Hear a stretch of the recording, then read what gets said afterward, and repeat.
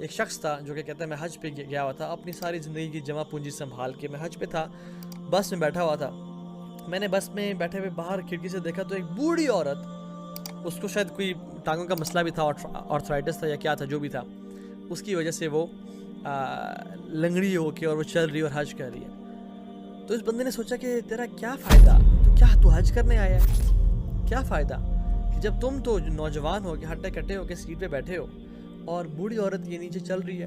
اس نے وہ اترا اور اس نے اس عورت کو کہا کہ ماں جی آپ میری سیٹ پہ جا کے بیٹھ جائیں، میں تو چل سکتا ہوں، میں تو چل لوں گا، آپ میری سیٹ پہ بیٹھ جائیں کیونکہ آپ کے لیے چلنا بڑا تکلیف دہ ہے. اللہ اکبر. اس ماں جی نے سنا نا، اس کے ایسے ہاتھ اٹھے، اس نے کہا کہ اللہ تعالیٰ تیرے لیے بھلائی کرے، اللہ تجھے ہر سال حج کرائے، اللہ تجھے ہر سال حج کرائے، اللہ تجھے ہر سال حج کرائے. بار بار سنائیں گے. تو وہ بیٹھ کے چلی گئی. اس کے بعد سے وہ کہتا ہے کہ ہر سال مجھے نہیں پتا کیسے میں آ کے حج کرتا ہوں. کبھی میرے کوئی جانے والا کہتا ہے کہ اس سال میں تمہیں حج کراتا ہوں ایز اے صدقہ، as a charity.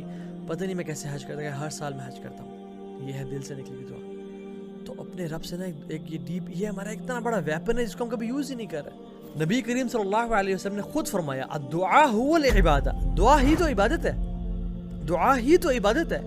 And the basis of every prayer, every Ubadah is دعا. آپ حج دیکھ لیں، آپ زکوٰۃ خیر مالی عبادت ہے، آپ نماز دیکھ لیں. نماز میں ہم کھڑے ہوئے ہیں، اللہ تعالیٰ کی تعریفیں بیان کی.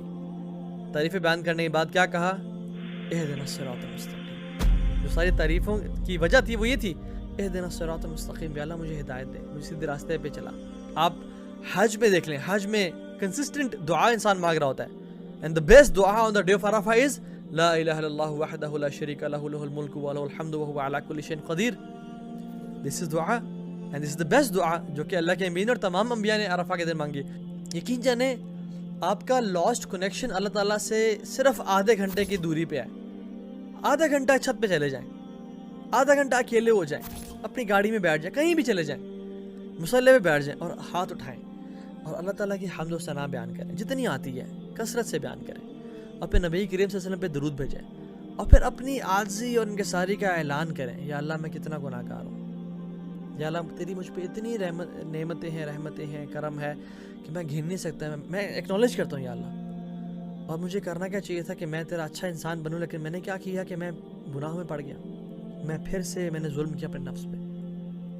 فاغفر لی فإنہ لا یغفر الذنوب الا انت. تو مجھے معاف کر دے، بے شک تیرے علاوہ کوئی معاف کرنے والا ہی نہیں ہے.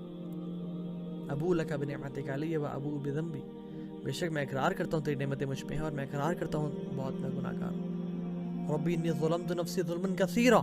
یہ ہمیں ہر تشہد میں دعا مانگنی چاہیے. ابو بکر صدیق کو رضی اللہ تعالیٰ عنہ، ان کو اللہ کے مین نے یہ ایڈوائز کی تھی کہ ابو بکر یہ دعا مانگو، ربی انی ظلمت نفسی ظلما کثیرا. یا اللہ میں نے اپنے نفس سے ظلم کیا اور بہت زیادہ ظلم کیا ہے. ولا یغفر الذنوب الا انت. اور آپ کے علاوہ کوئی گناہ معاف کرنے والا ہے کوئی نہیں. فاغفر لی مغفرۃ من عندک.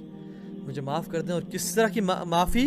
مغفرۃ من عندک، جو آپ کے پاس ہے، جو معافی آپ کے پاس ہے، بہترین قسم کی معافی.